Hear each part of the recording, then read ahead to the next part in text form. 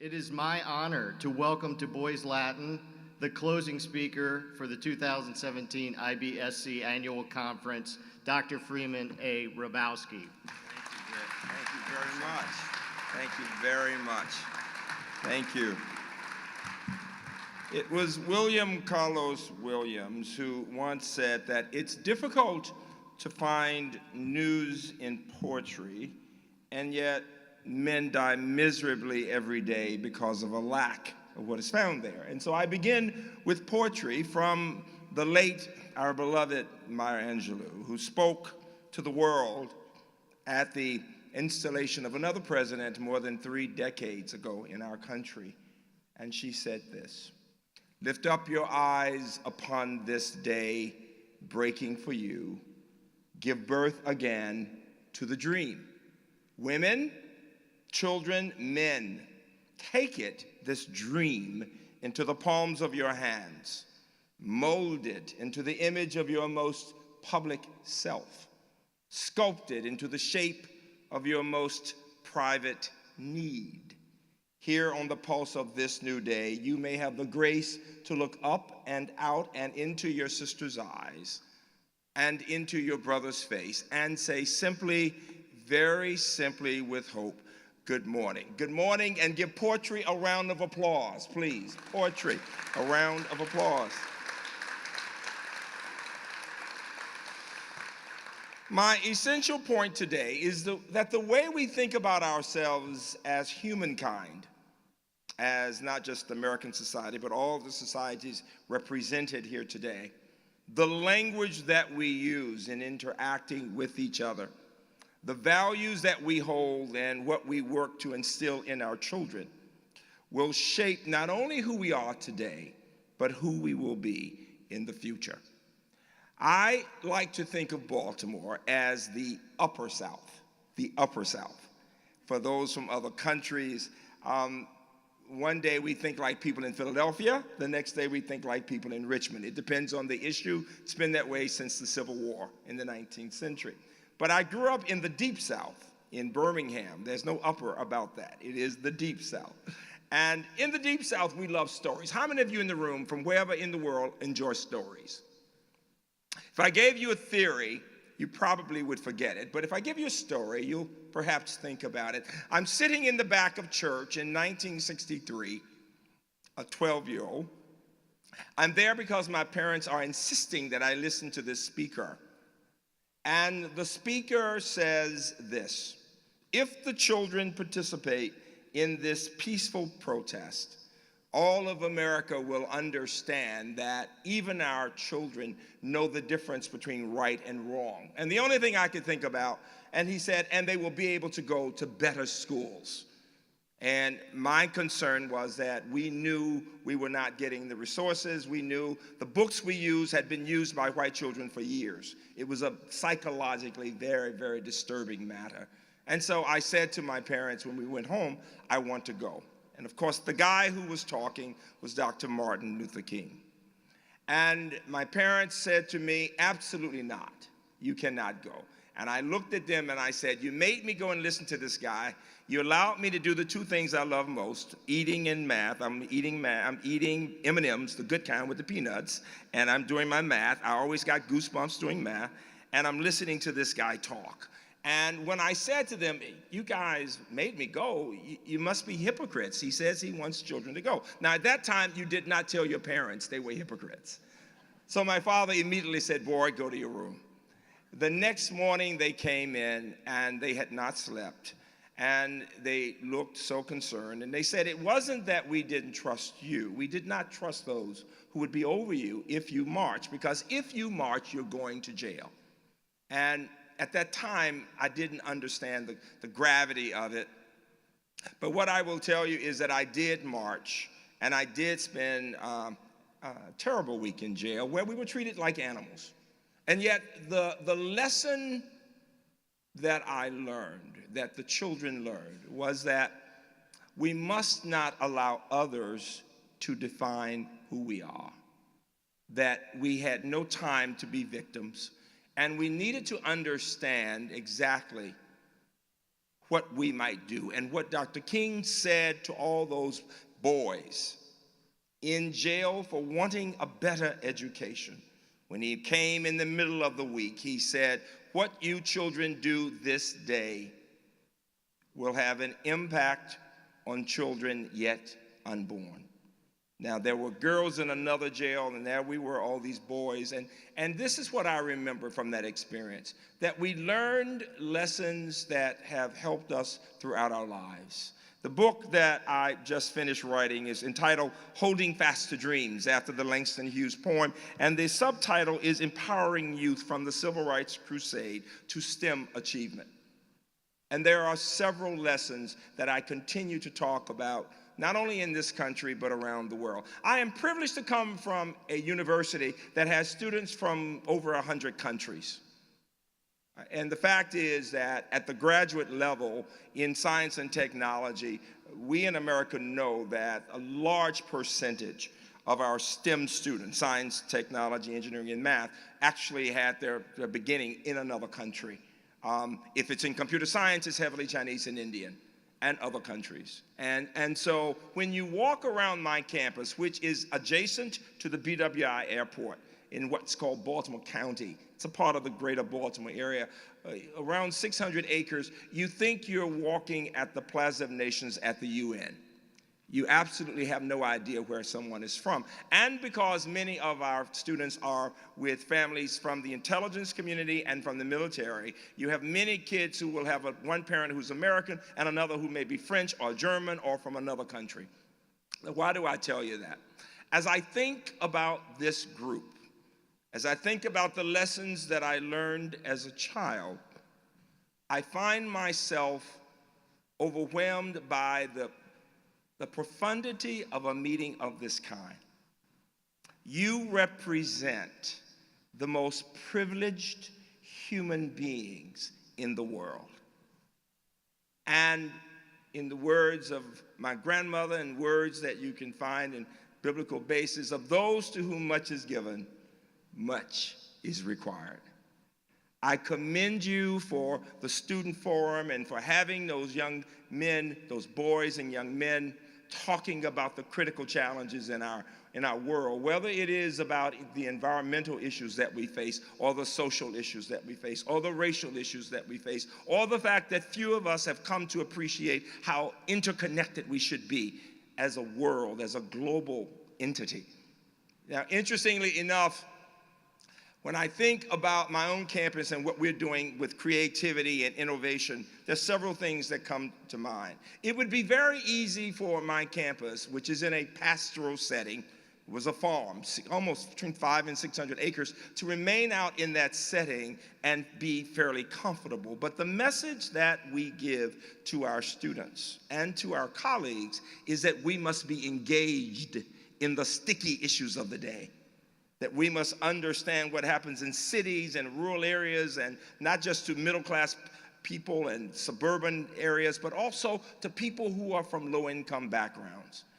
Now, I'm going to ask you several questions. First of all, the president of Stanford asked the question of university presidents, how long do you think college students can listen to a lecture before they begin to fade out? What do you think the answer is? Let me hear from someone. How much time? 15. I heard 15 minutes. I heard 5 minutes. Anybody else? 20 minutes. It's 8 minutes. Okay? And if someone is very disciplined, as I'm sure you are, you would be in the top category. What's the maximum amount of time one can listen before one begins to think about that plane you've got to catch, or that you're hungry, or whatever? What do you think? It's 20 minutes. Okay?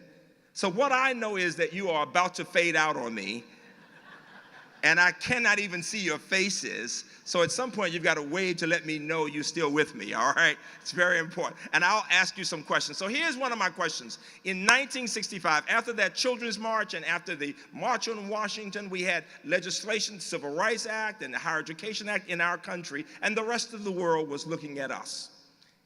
What percent of Americans, and I want each of you from other countries, if you don't know the answer, to go and look at this data.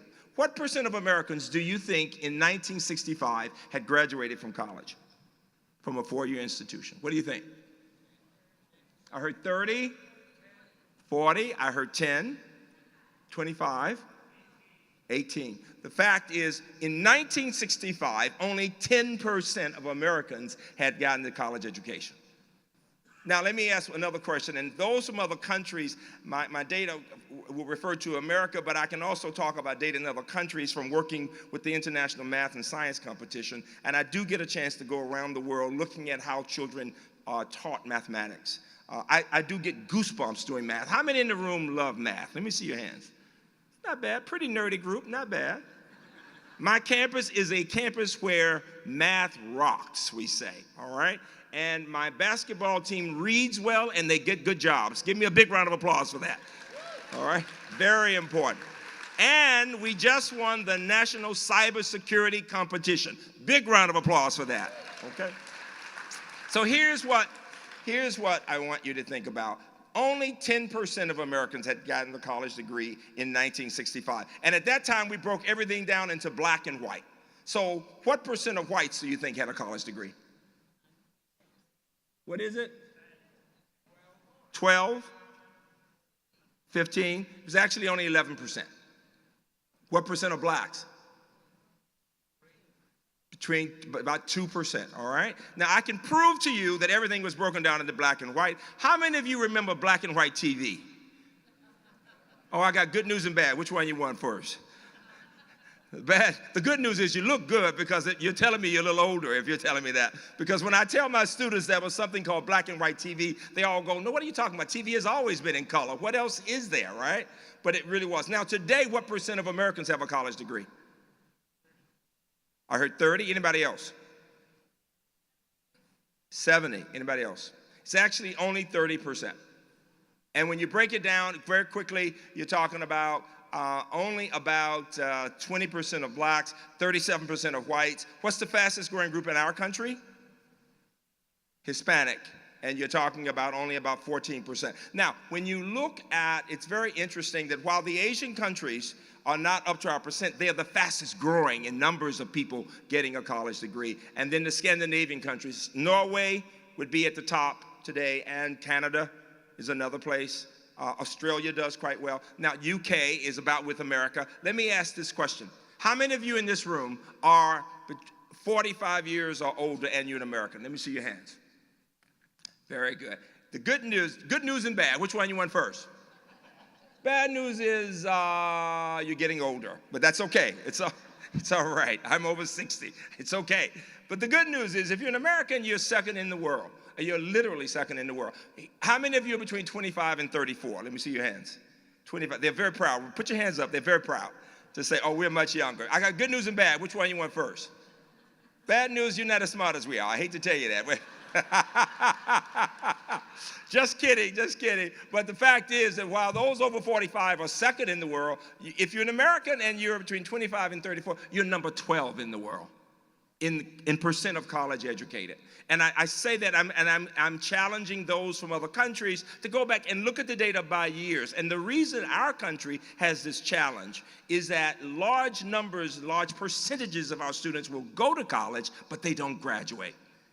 In fact, what we know right now is that there are 50 million Americans who began and never completed degrees. It's one of the issues that we face. And we're looking at what happens in other countries. And there's no place where we look more at the interconnected nature of humankind and the global economy than looking at the STEM areas. Science and technology. Why? Because while we're talking about healthcare issues, on the cover of my book is the HIV.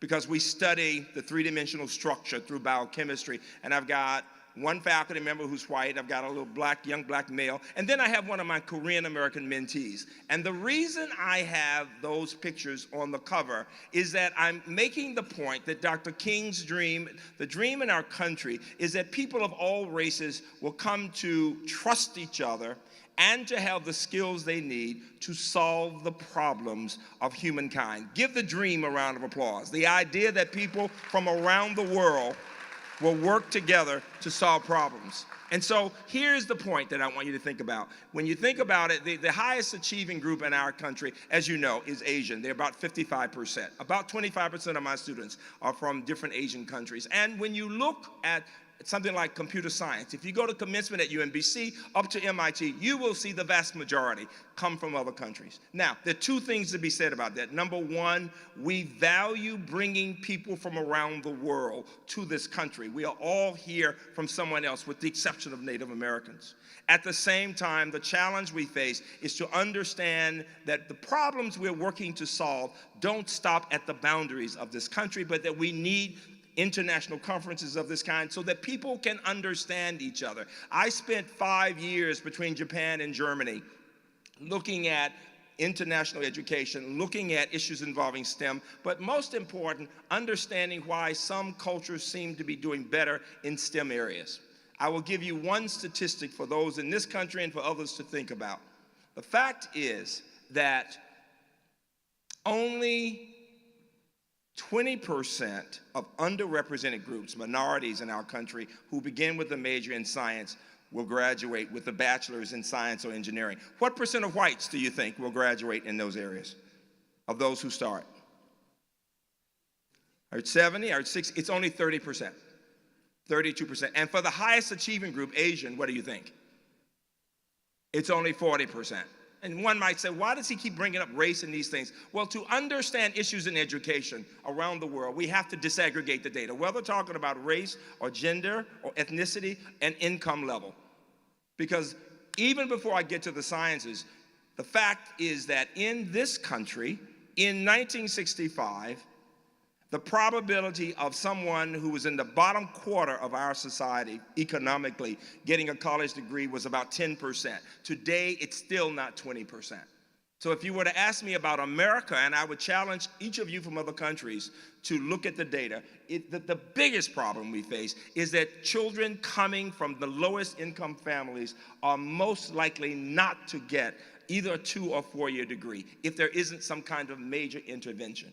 And when I talk about the need for us to be involved and required to do more than just for ourselves, it is to think about those less privileged than we. Now, in the sciences, what surprises people is that even privileged people are not succeeding in science. I'll give you one data point that will be surprising. That sounds counterintuitive. Listen carefully.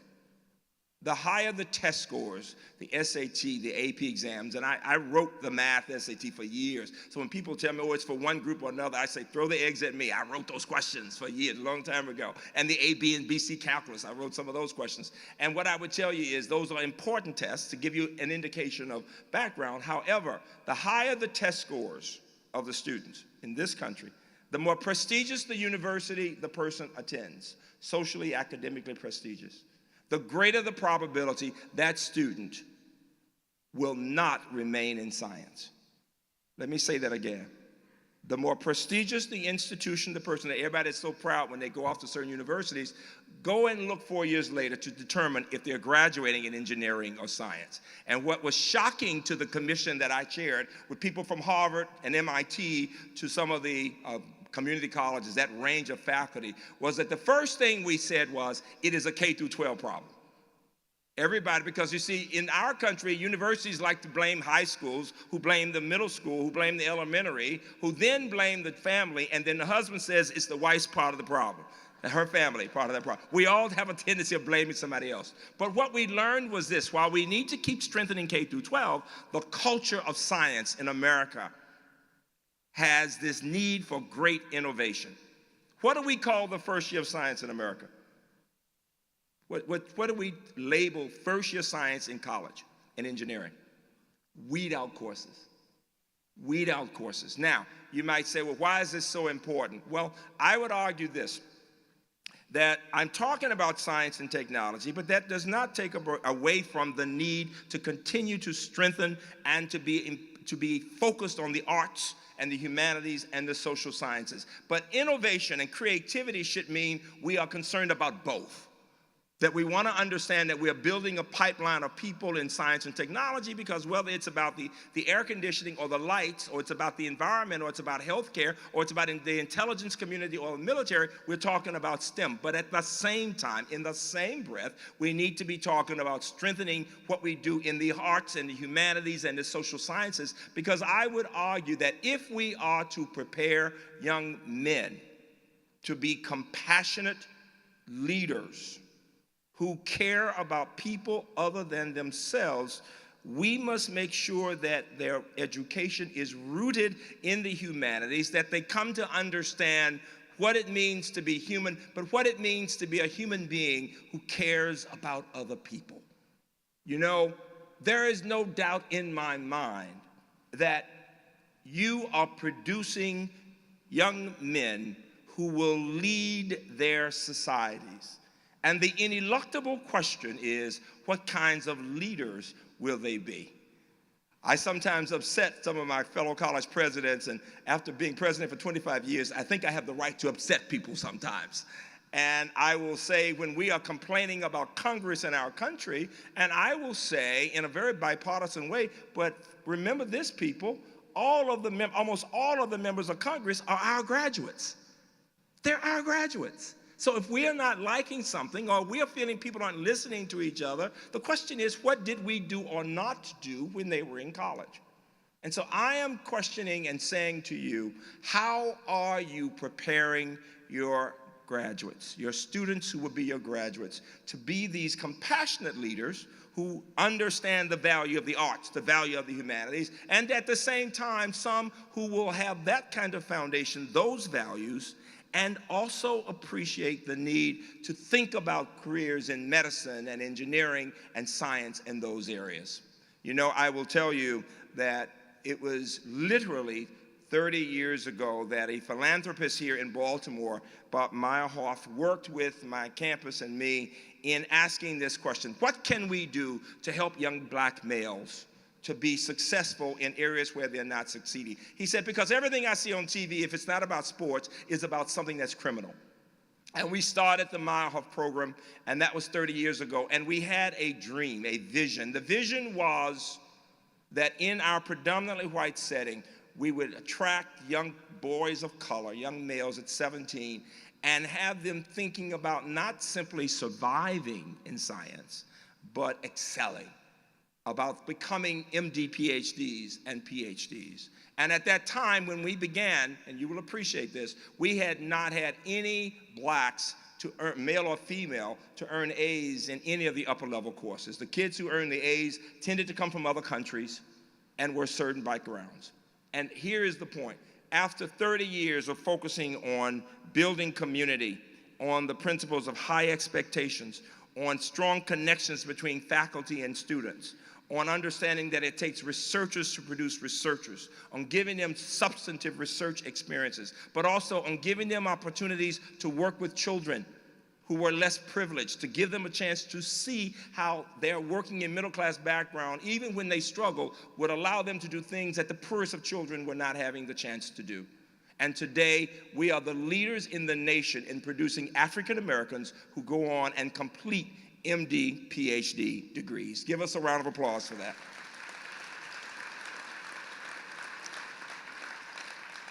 I will give you 3 stories and I'm gonna stop. Number 1, amazingly, one of my students has just invented a pacemaker for the brain to address mental illness, from autism and depression to bipolar. And he's getting amazing results, so much so that at the Brain Initiative a few months ago, he's sitting on the platform with President Obama, who's amazed by what he's been able to do. My dream is that that young man, who's now one of 4 black males on the faculty of Duke University, give me a round of applause for that idea, that 4 black males on that young man will be the first African American in the world to get the Nobel Prize in medicine. Big round of applause for that idea of dreaming about the possibilities. Number 2, last week, my students and I were with a group of little boys. We have been, just as we started programs for students of all races and men and women, we started a program for first-time offenders, talking about creativity and engagement. And we started that program the same year as the Meyerhoff, and it's called the Choice Program. If you go to the Shriver Center at UMBC, if you Google that and go to the Choice Program, you will see that we have been supervising 500 children, almost all boys, 95% boys, and heavily of color, 90-some% of color, black and Hispanic, and we supervise them 24 hours a day. We make sure they're up in the morning, We get them on campus in the evenings. We work with them on the weekends. And these are children who committed nonviolent crimes. But the fact is that often when they go into jail, they become harder and they come out and they get in even more trouble. The point is to keep them out of jail, to get them on a college campus, to get them thinking about the possibilities. And last week, we unveiled a mural. We decided to have these restorative justice circles where the police and these boys work together on art as they learn more about each other, as they build community among themselves, as they come to understand the problems that children and police face, as they come to understand the humanity of each person. And when a child says to the policeman, well, if you ask me what I don't like about you guys, it's that when you bring us together, you make us get on the ground. He said, that's disrespecting us. Why do you put us on the ground? And I hear this police officer saying, if there are 5 of you and there's 1 of me, all we need is 1 of you to be irrational and to have a gun. And 1 of you can run around behind me and kill me, and then my children don't have a father. And to see the faces of the children as they could see the fear and the humanity of that police officer. You began to see the bridging, and each of these people bringing pieces of metal, putting together a mural that represents perspectives from very, very different points of view. And at the end, after we opened it up and we uncovered it, one of the police officers said something that was very powerful. He said, you know, we all need the chance to know these children and their families. And I want these families to know that we are human beings too, the connectedness of community. And the final story involves one of my students who had gone to Russia, and he spoke Russian fluently, and he was out of Baltimore City, had gone to Baltimore Polytechnic Institute, and he came to see me as I closed, and he said this, he said, Doc, I want to work for the State Department to help poor children from all over. And I said, my God, and you speak Russian? And he was not of Russian descent, he was African American. And I said, what do your parents do?